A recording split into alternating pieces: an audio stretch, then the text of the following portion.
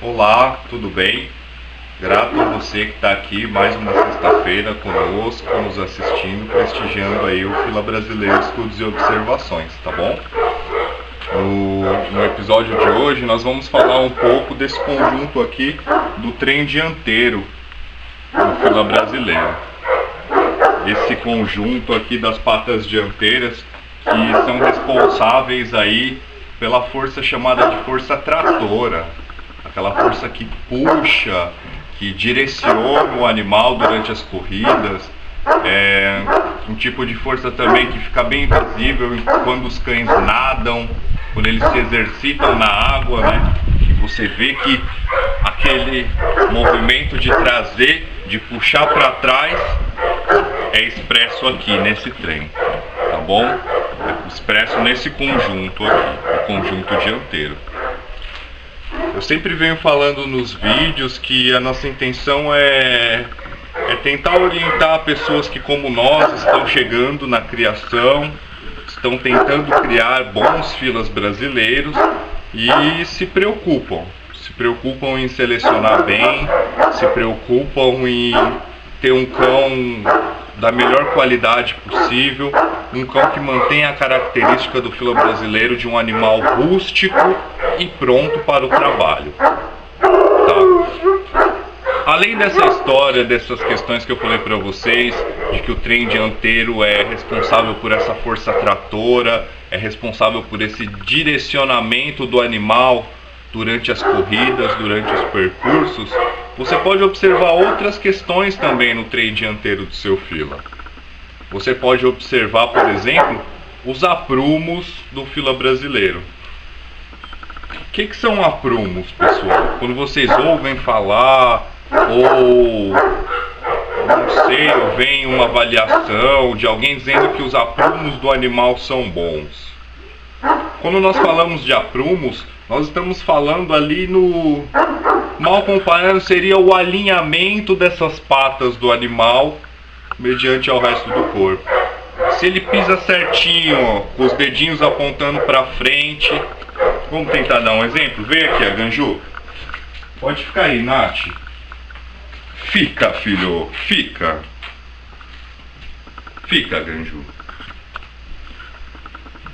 Vocês conseguem perceber aqui nas patinhas do Aganju, nas mãozinhas dele, os dedinhos dele estão todos apontando para frente?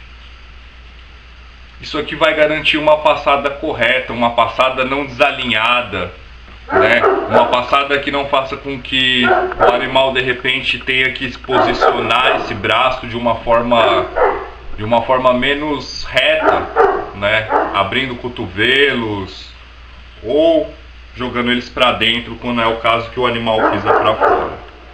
O Aganju, ele é um cão assim que eu considero um dos melhores cães de aprumos e angulações aqui da nossa matilha. É um cão também que em todas as avaliações que foi feita, desde filhote até a idade adulta, ele sempre foi considerado aí pelos juízes especialistas nas suas análises um cão de bons aprumos, boas angulações e de uma movimentação muito boa, tá bom? Então por isso que ele foi escolhido hoje aqui para ser nosso exemplo. Então, ó, só para encerrar essa do aprumo, eu vou dar uma andada com a Ganju até ali e vou vir com ele andando. A Nath vai filmar aqui de frente para vocês verem como que funciona essa mecânica do aprumo, tá? No fila brasileiro. Nath, você pode filmar eu indo e depois filma vindo, tá? A Ganju, vem, filho. Junto.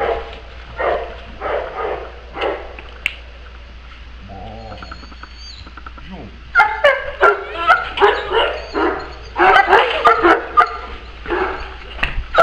Fica. Vocês conseguiram ver a movimentação das patas dianteiras quando nós estávamos voltando? É isso que a gente se refere como aprumos no fila brasileiro. Você, novo criador, tente escolher sempre um cão que pise o mais retinho possível, tá?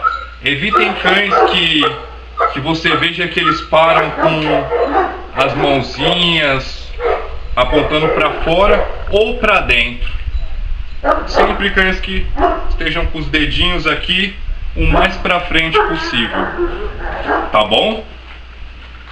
Esse é um primeiro detalhe que a gente pode observar nos cães a partir dessa visualização do trem dianteiro, o que vai lhe conferir um cão mais saudável, um cão que vai atingir a velhice, a longevidade, com uma característica de saúde melhor, com uma movimentação também mais correta.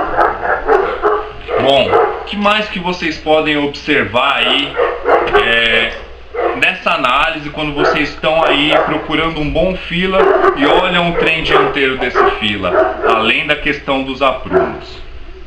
Vocês podem observar também aqui no trem dianteiro, fica bem nítido de ver a ossatura do animal, a robustez da ossatura do fila brasileiro.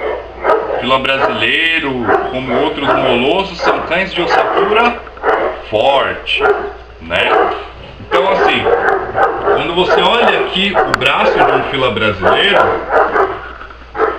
é uma região que tem muito pouca pele, é musculatura mesmo e basicamente osso. Então, quando você estiver olhando a dianteira do fila brasileiro, quando você estiver selecionando um cão para ser utilizado na criação, ou mesmo para fazer parte da sua família, procure filas brasileiros que tenham braços fortes, braços de uma boa espessura, né? Eu olho aqui o Aganju e se eu colocar o meu braço do lado do dele, eu vou ver que ele tem um braço tão forte, tem uma ossatura de braço tão forte quanto a minha, mesmo pesando um pouco menos do que eu, tá? Então, é um outro ponto que a gente pode analisar, pode estar prestando atenção e pode estar aí selecionando melhor, estando aí atento ao trem dianteiro do fila brasileiro, tá bom? Até aí, espero que esteja sendo claro aí para todos vocês que estão assistindo até o momento. Então, você que está selecionando um fila rústico, um fila funcional, preste atenção nos aprumos. Um fila de boa estrutura, preste atenção na ossatura, na robustez dos ossos que compõem esse trem. Aqui fica muito visível quando o fila é de boa ossatura ou não. E um terceiro e último ponto que eu vou comentar com vocês, e esse ponto aí a gente vai requerer um pouquinho mais de atenção, é a questão dessa angulação que é dada aqui para o trem dianteiro. Vira aqui de lado, Juju. Fica, filho. Essa angulação do trem dianteiro, formada pela escápula, esse osso aqui, e o húmero, esse osso aqui que sai do cotovelo e junta aqui no ombro com a escápula, tá? Essa angulação pode dizer muita coisa sobre o cão que você está selecionando. No primeiro padrão, no padrão de 1952, não era definido nenhuma angulação para esse conjunto de ossos. Era uma definição mais genérica, sem entrar nesse detalhamento. O padrão de 1976, o padrão BKC, ele vai definir essa angulação como correta a 120 graus. Contudo, esse padrão foi hipercriticado, as pessoas acusaram ele de estar sendo um padrão que alargava ali as margens do descrito para estar inserindo no plantel do fila brasileiro cães atípicos, cães que estavam sendo ali cruzados com outras raças e tudo mais. Então, assim, muita coisa nesse padrão foi condenado. E ele vai ser um padrão que vai ser respondido, né, através da descrição CAFIB ou PSC 78, como sendo uma angulação que deveria aí se portar a 90 graus. Bom, pessoal, Eu não vou discutir aqui se a questão, nas questões dos padrões ou algo assim. Mas o que eu vou mostrar para vocês é o seguinte. Nós medimos alguns cães nossos, medimos imagens de outros cães que são dados como referência, procuramos referências na literatura, procuramos referências com pessoas especialistas nas áreas, e essa angulação de 90 graus, eu não sei se ela não existe, mas ninguém a registra. Nenhum dos cães que foram medidos portam essa descrição, que está presente em todos os padrões vigentes. Todos os padrões atuais dizem que essa angulação é de 90 graus, mas ela não é. O que a gente pode dizer? Vou chamar meu amigo Thiago aí para explicar com alguns termos aí científicos e literários quais são os ossos que formam e como esse conjunto aí é descrito pela literatura, tá bom? Thiago, fala para as pessoas, por favor, quais são aí, como é que esse termo, esse conjunto de ossos e a sua relação escápula e húmero é vista dentro aí da literatura canina.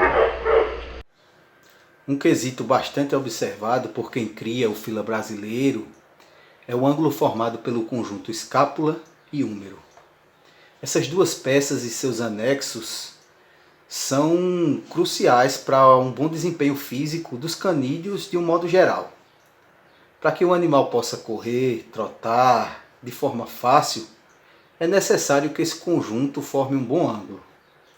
Freitas e outros, em 2014, no estudo Ângulos de Artrodese nas principais articulações do esqueleto apendicular em canídeos, ilustram que esta é a angulação normal, tá? Para escápula e húmero em cães. Nos exemplares em vivo, buscamos esse ângulo nos cães em estação. Para o fila brasileiro, os padrões vigentes são taxativos. Determinam que a angulação de escápula humeral é de 90 graus. Na prática, quando observamos cães com angulações de escápula humeral próxima a esses números, em torno dos 90, notamos que essa condição pode ser um ponto negativo para a raça, tá? O atarracamento afeta diretamente a saúde e, consequentemente, as capacidades funcionais dos indivíduos. Haja vista que saúde e funcionalidade estão sempre intimamente ligados. Então, o padrão funcional deve acompanhar uma saúde morfológica, tá, pessoal? Na comparação destes dois exemplos, o indivíduo da imagem 1, com ângulo mais fechado, mais próximo dos 90 graus, de fato, tem a massa do tórax apoiada nas articulações húmero-radionar, também com nítida sobrecarga em articulações metacarpofalangíneas, tá? Ou seja, vemos que este cão apoia seu peso dianteiro nos cotovelos. Isso compromete também as articulações adjacentes. Logo, esse tipo tem mais dificuldade de cobrir boas distâncias a trote ou a galope, por exemplo. Já o exemplar da segunda imagem, com 110 graus aproximadamente, tem angulação corretamente mais aberta, livre de estresse, com maior capacidade de obter um bom alcance na extensão e de adquirir um bom impulso na flexão do conjunto escápulo-humeral. Como é feita essa medição? Existem duas formas de aferir essa angulação. A mensuração digital, como vocês puderam acompanhar nas imagens que mostramos até agora, e a mensuração com goniômetro, que inclusive está presente na literatura científica e é uma ótima ferramenta de checagem deste grupo. Então confiram agora como mensurar essas grandezas usando este equipamento. Junto, Aganju. Tranquilo, filho.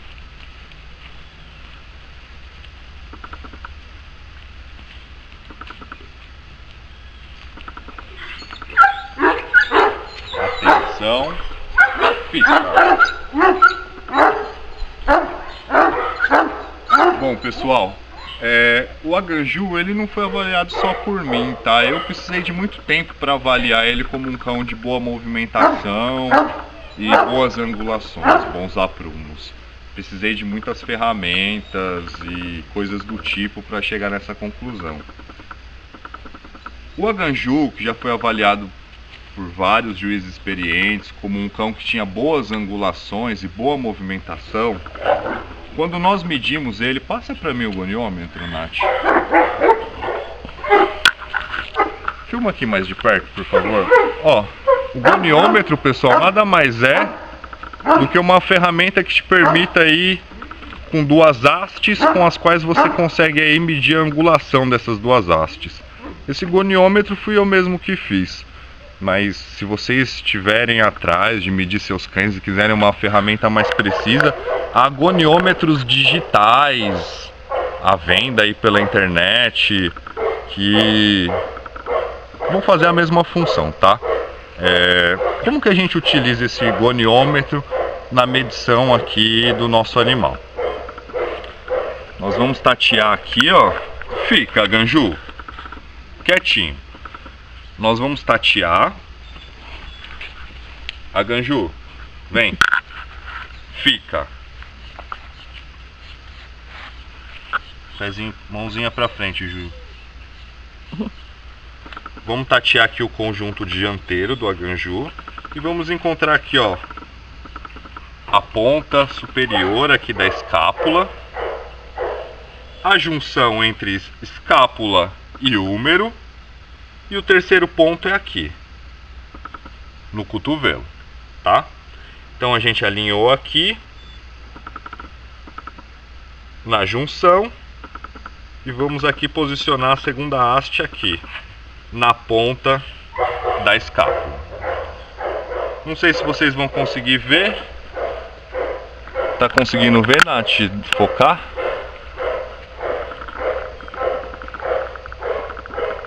Quer que afasta?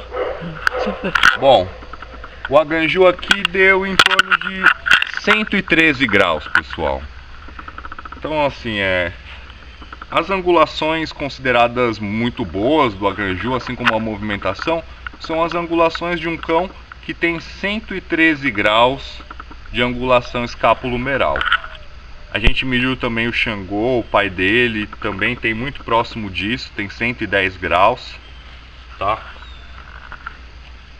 Outras imagens de cães de referência também foram medidas e nenhuma delas expressou os 90 graus que é feito lá na descrição oficial do Fila Brasileiro.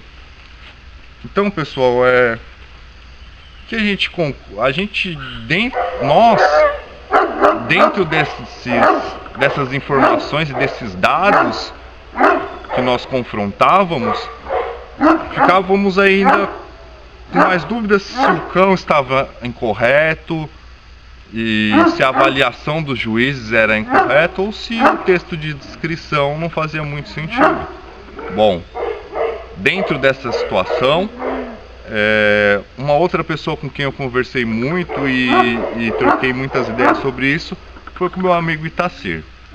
E aí o Itacir falou algumas coisas para mim, aceitou participar desse vídeo, nesse sentido de esclarecer os novos criadores como selecionar o seu cão em relação ao trem dianteiro. E agora ele vai falar para vocês quais são as consequências de um cão que teria esse ângulo dianteiro a 90 graus.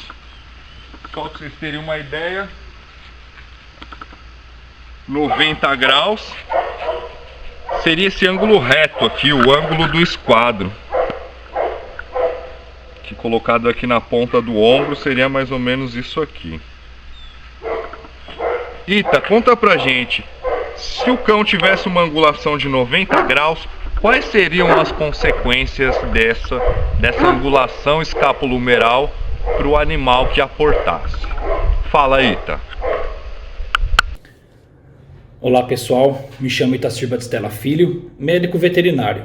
Hoje vou falar um pouquinho para vocês sobre o trem dianteiro do filo brasileiro, os membros anteriores. Eu e o Henrique estávamos trocando informações sobre essa angulação de escápulo-humeral do filo brasileiro. Ele me mostrou os padrões, as angulações que ele fez, as medições que ele fez, e a gente chegou num consenso que não existe, pelo menos eu também na prática aqui nunca vi um animal de angulação em 90 graus como os padrões cita que deve ser. Não tem como um animal ser de 90 graus a angulação escápulo-humeral. Se existisse um animal de 90 graus com essa angulação escápulo-humeral, seria um animal atarracado, um animal amarrado. Ele não conseguiria andar, fazer sua função de trabalho de guarda ou em fazenda corretamente, sendo que ele ia esforçar a articulação de ombro, e provavelmente desenvolver uma displasia de cotovelo. A gente sabe que a displasia de cotovelo é genética, então seria legal a gente também, os criadores, selecionar as cruzas, fazendo raio-x, para ver o grau, se esse animal tem displasia de cotovelo ou não, e selecionar as cruzas corretas, ok? Mas, voltando a falar, o animal que seria de 90 graus, se existiria esse animal de 90 graus, ele desenvolveria uma displasia de cotovelo, pelo fato dele ser realmente atarracado e forçando as articulações. Beleza, pessoal? Hoje eu falei aí um pouquinho sobre o trem dianteiro do filo brasileiro. Então, pessoal, eu espero que vocês tenham gostado das informações, dos lembretes em relação à observação de aprumos, de ossatura e também de angulação. Tudo isso envolvendo aí esse conjunto do trem dianteiro, dos anteriores do fila brasileiro. Os cães que nós observamos aqui, que nós medimos aqui na chácara, todos eles têm angulações superiores a esses 90 graus. E como vocês puderam ver, alguns deles se movimentam muitíssimo bem com angulações a 110, 115, E esses mesmos cães que se movimentam bem, e isso não é só a opinião minha, mas a opinião dos juízes que os avaliaram aí no correr da vida deles, esses cães também foram dados como angulações corretas e bons aprumos e bons movimentos por esses mesmos juízes, Então, assim, eu acredito que depois de medir, depois de usar o goniômetro, depois de fazer medições de imagens através de recursos digitais, que esses juízes estavam corretos. Eles não avaliaram erroneamente o Aganju ou qualquer outro cão quando eles disseram que as angulações posteriores estavam corretas, mesmo essas estando distantes pelo menos 20 graus aí do que é descrito no padrão. Eu de verdade acredito que essas pessoas que se colocam na condição de juízes são pessoas frutos de um treinamento visual muito bom, frutos de uma experiência, de um olhar muito apurado dentro da raça. Logo, essas pessoas são pessoas que têm o privilégio de conseguir analisar um fila brasileiro sem precisar ler em lugar nenhum.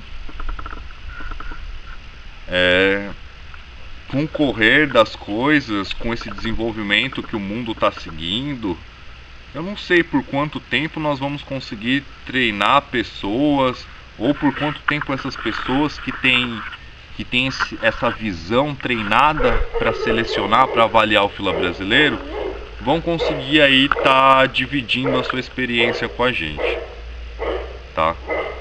Então, assim, a gente vai deixar aqui resumidamente para você que é novo criador. Olhe os aprumos dos cães quando você for selecionar, olhe se ele pisa direitinho para frente, olha a ossatura aqui no braço dos cães que você vai selecionar, olhe se ele tem uma ossatura robusta, tá? Ele não pode ter um bracinho muito fininho, isso não condiz com o padrão de um molosso.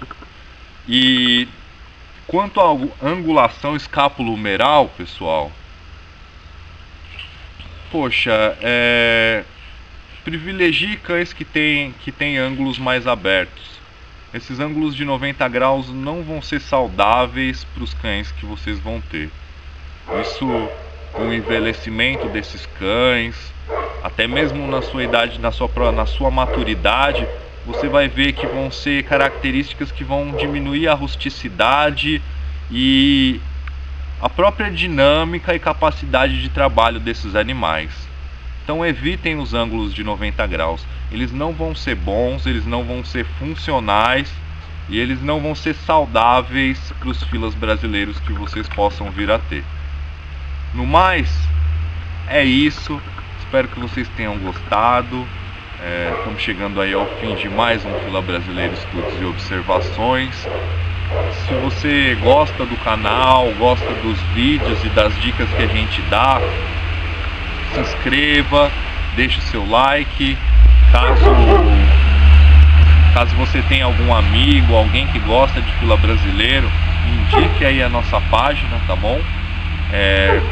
Como eu já disse, é a forma de vocês dizerem para nós que o trabalho está sendo bacana, de que vocês querem que nós continuemos. E é isso, pessoal. Pelo capítulo de hoje, esse aí foi o trem dianteiro do fila brasileiro. Espero que vocês aproveitem as informações e até o próximo capítulo. Tchau. Tchau, Juju.